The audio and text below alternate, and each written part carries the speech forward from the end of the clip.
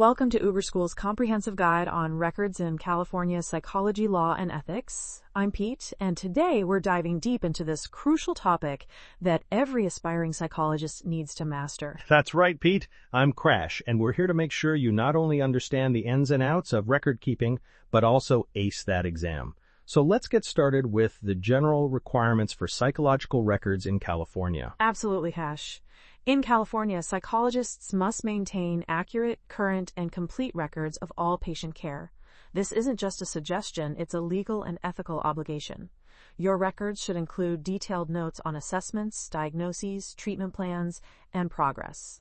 And don't forget about the American Psychological Association's Ethics Code, PD. It requires that records include sufficient information to monitor and evaluate the quality and appropriateness of the psychological services provided. In other words, your record should be comprehensive enough for another qualified professional to understand the nature, quality, and course of treatment. Excellent point, Crashinator. Now, let's break down the essential components of psychological records. At a minimum, your records should include client demographics, presenting problems, relevant history, assessment results and interpretations, diagnosis or clinical impression, treatment plan and goals, progress notes for each session, medications prescribed or recommended, referrals made, and termination information. Whoa, slow down there, Speed Racer. That's a lot to take in. Let's pause for a moment and hit our listeners with a USMLE-style question to make sure they're following along. Great idea, Crash. Here's a question for our listeners. Which of the following is not typically included in a psychologist's patient records? A. Client demographics. B. Presenting problems. C. Treatment plan and goals. D. Patient's favorite color. E. Medications prescribed or recommended. Take a moment to think about it, folks. We'll reveal the answer after we discuss the importance of proper formatting and organization in record keeping. Right you are, Crash. Proper formatting and organization are crucial. Use a consistent structure for all records, clearly separating objective observations from subjective interpretations. Always date and sign all entries, and ensure that records are legible and free from jargon or abbreviations that might be misinterpreted. And now, drum roll please. The answer to our question is D, patient's favorite color. While that might be an interesting tidbit, it's not typically included in professional psychological records. Unless, of course, it's somehow relevant to their treatment, Crash, but generally you're spot on. Now let's move on to record retention. This is where things get a bit tricky, so listen up, future psychologists. You got it, Pete. In California, psychologists are required to retain patient records for a minimum of 7 years from the patient's discharge date. But here's the kicker. For minors, it's 7 years from the date the patient turns 18. So always make sure you're keeping track of those dates. Excellent point, Crash. And it's often advisable to keep records even longer, especially if there's ongoing litigation or potential for future legal issues. Now, let's not forget about our friend HIPAA and its impact on record-keeping practices. Yes, HIPAA, the Health Insurance Portability and Accountability Act. It's like the overachieving cousin of record-keeping laws.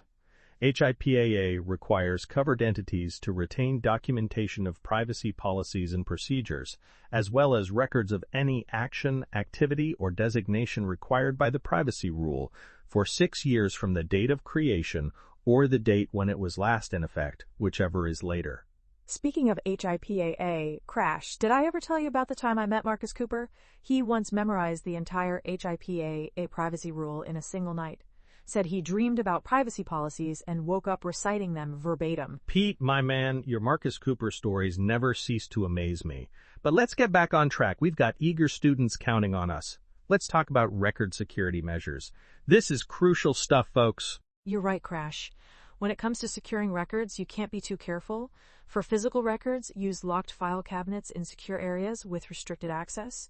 Determine a checkout system for any records that need to leave the secure area. And for digital records, it's all about robust cybersecurity measures. We're talking encrypted databases, secure servers, strong password policies, and multi-factor authentication.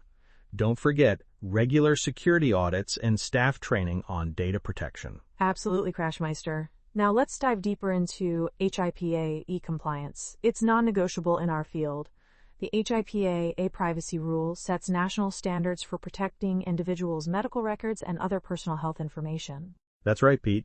It requires appropriate safeguards to protect the privacy of personal health information and sets limits and conditions on the uses and disclosures that may be made of such information without patient authorization. But wait, there's more. Indeed, there is, Crash. The HIPAA security rule specifically focuses on protecting electronic protected health information, or EPHI. It requires covered entities to implement appropriate administrative, physical, and technical safeguards to ensure the confidentiality, integrity, and security of EPHI. Wow, that's a mouthful, Pete. I think our listeners might need a breather. How about another USMLE-style question to keep them on their toes? Great idea, Crash. Here's one. According to HIPAA, how long must covered entities retain documentation of privacy policies and procedures? A. 1 year. B. 3 years. C. 6 years. D. 7 years. E. 10 years. Take a moment to think about it, folks. We'll reveal the answer after we discuss the release of records. This is where things can get really tricky, so pay attention. You're not kidding, Crash. When it comes to releasing records, caution is key. Always verify the identity and authority of the person requesting the records. Use an HIPAA compliant authorization form that includes specific elements. That's right, Pete.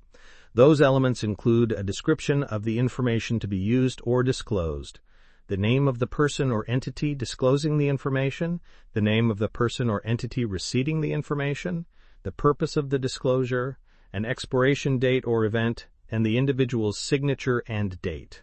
Excellent breakdown, Crash. And remember, even with a valid authorization, you should only disclose the minimum necessary information to fulfill the stated purpose. Now, what's the answer to our USMLE question? The answer is C, 6 years. HIPAA requires covered entities to retain this documentation for 6 years from the date of creation or the date when it was last in effect, whichever is later. Remember that, folks. It could show up on your exam. Good point, Crash. Now let's talk about exceptions to the authorization requirements.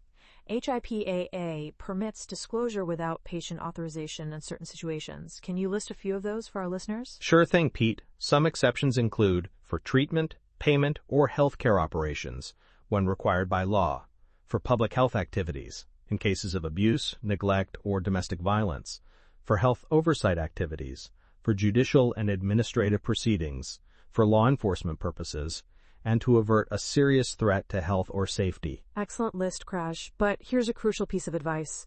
Always consult with a legal professional if you're unsure about releasing records without authorization. It's better to be safe than sorry in these situations. Absolutely, Pete. Now let's talk about something that might surprise our listeners, record withholding. Did you know that in some cases, psychologists may need to consider withholding records? That's right, Crash. California law allows psychologists to refuse to disclose a patient's records if they believe that doing so would have a detrimental effect on the professional relationship with the patient or the patient's physical safety or psychological well-being. But it's not a decision to be made lightly, is it, Pete?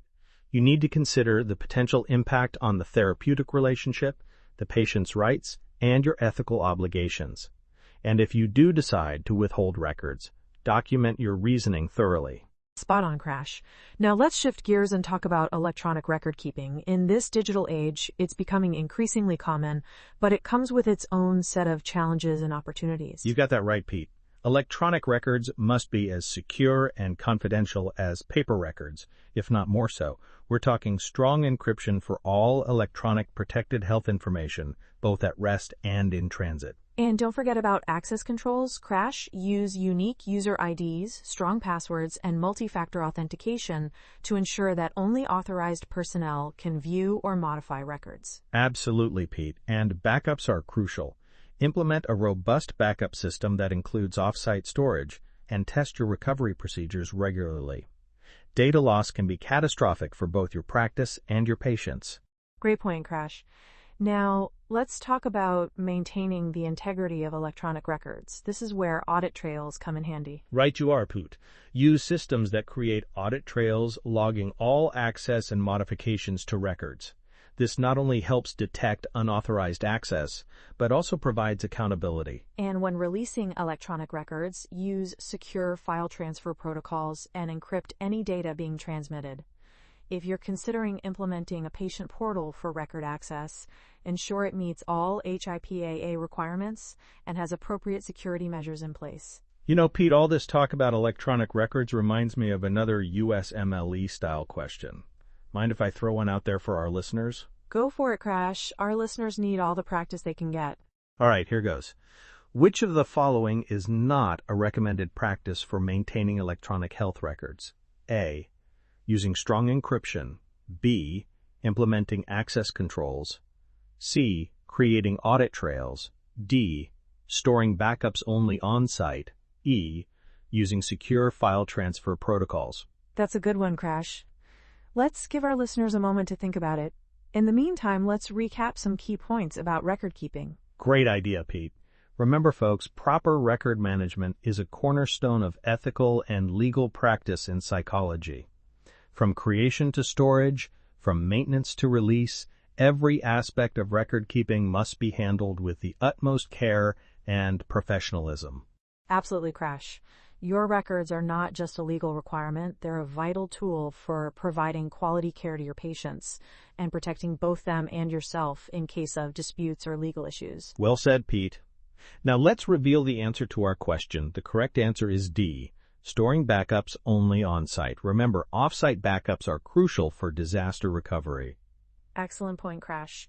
As we wrap up, I want to emphasize to our listeners, stay informed about changing regulations, invest in secure systems, and when in doubt, always err on the side of caution and confidentiality. Couldn't have said it better myself, Pete. And remember, folks, this is an Uber School production. We're here to help you succeed, so keep these principles in mind as you prepare for your exams and future practice. That's right, Crash. And with that, we'll sign off. Keep studying, future psychologists, and remember, proper record keeping isn't just about passing a test. It's about being the best professional you can be. Absolutely, Pete. Until next time, this is Crash. And Pete, signing off from Uber School. Keep learning, keep growing, and keep those records in order.